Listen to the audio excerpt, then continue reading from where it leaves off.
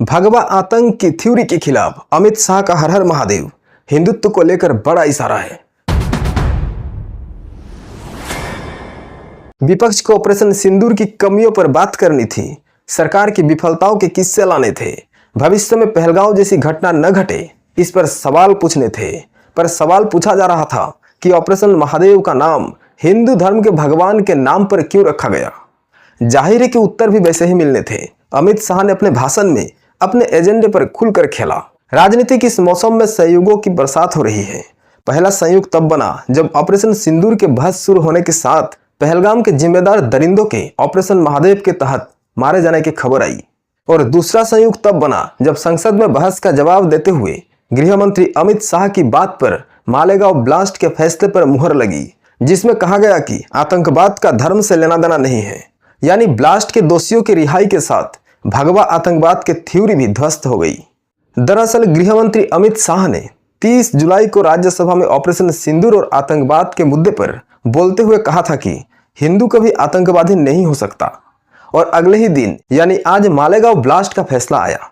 इस फैसले ने यूपीए सरकार में रखी गई भगवा आतंकवाद की थ्योरी को फेल कर दिया है और गृह मंत्री अमित शाह की बातें सही साबित हुई।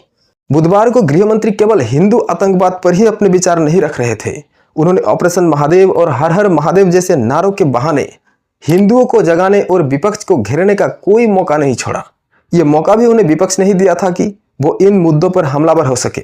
विपक्ष को ऑपरेशन सिंदूर की कमियों पर बात करनी थी, सरकार की विफलताओं के किस्से लाने थे, भविष्य में पहलगांव जैसी घटना न घटे इस पर सवाल पूछने थे। पर सवाल पूछा जा रहा था कि ऑपरेशन महादेव का नाम हिंदू धर्म के भगवान के नाम पर क्यों रखा गया। शाह के स्पीच में हिंदू भारतीय सेना के सैन्य अभियानों के नामों को लेकर देश में एक नया विवाद खड़ा हो रहा था। ऑपरेशन सिंदूर, ऑपरेशन महादेव और ऑपरेशन शिवशक्ति जैसे नामों पर विपक्ष के कुछ नेताओं ने आपत्ति जताई है। समाजवादी पार्टी की एमपी रुचि बीरा जैसे लोगों को ऐतराज था कि इन नामों से सेना का राजनीतिकरण किया जा रहा है और उसे धर्म के चश्मे से देखा जा रहा है। चर्चा के दौरान शाह ने विपक्ष के इन आरोपों का जवाब देते हुए कांग्रेस पर जानबूझकर भगवा आतंकवाद को खड़ा करने का आरोप लगाया। शाह ने कहा कि कोई हिंदू कभी आतंकवादी नहीं हो सकता। ये बयान हिंदू समुदाय को आतंकवाद से अलग करने और कांग्रेस की भगवा आतंकवाद जैसी अवधारणा को खारिज करने का प्रयास था।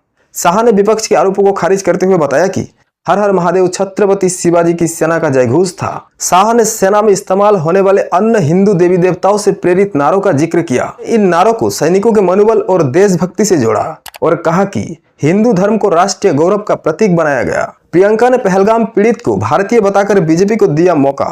कांग्रेस नेता प्रियंका गांधी ने तो हद ही कर दी। पहलगाम में मारे गए पीड़ितों के बारे में कहा कि उनकी हत्या भारतीय होने के चलते हुई, जबकि यह प्रमाणित हो चुका है कि पहलगाम हमले में आतंकियों ने लोगों से कलमा पढ़ाकर उनका धर्म पूछा था। एक नेपाली को भी हिंदू होने के चलते अपनी जान गंवानी पड़ी थी। जाहिर है कि प्रियंका के इस रुख पर बीजेपी को मौका मिल गया। गृह मंत्री ने विपक्ष की इन्हीं बातों का जवाब देते हुए खुलकर हिंदुओं की बात किया। आमतौर पर देश में मुसलमानों या अन्य अल्पसंख्यकों के पीड़ित होने पर सरकार उनका नाम लेती रही है, पर हिंदुओं की पीड़ा को भारतीय के रूप में ही देखा जाता रहा है। पहली बार ऐसा हुआ कि कोई गृह मंत्री हिंदुओं की बात कर रहा था। अब सवाल ये उठता है कि यह सब स्वाभाविक ढंग से अचानक हो गया या किसी प्लानिंग के तहत यह किया गया। जैसा भी हुआ, इसका राजनीतिक फायदा तो भविष्य में शाह को ही होने वाली है। गृह मंत्री ने अपनी राजनीति ही आरएसएस के कैडर से की है, इसीलिए उनके मुंह से स्वाभाविक रूप से हिंदुओं की बात निकलना कोई आश्चर्यजनक नहीं है। पर यह काम स्ट्रेटेजिक रूप से भी किया गया हो तो इससे इनकार नहीं किया जा सकता। हिंदू राजनीति, कांग्रेस बनाम बीजेपी। आजादी के पहले से और आजादी के बाद करीब 4 दशकों तक कांग्रेस पार्टी कहने को धर्मनिरपेक्ष रही है, उसका मूल में हिंदू ही रहा है।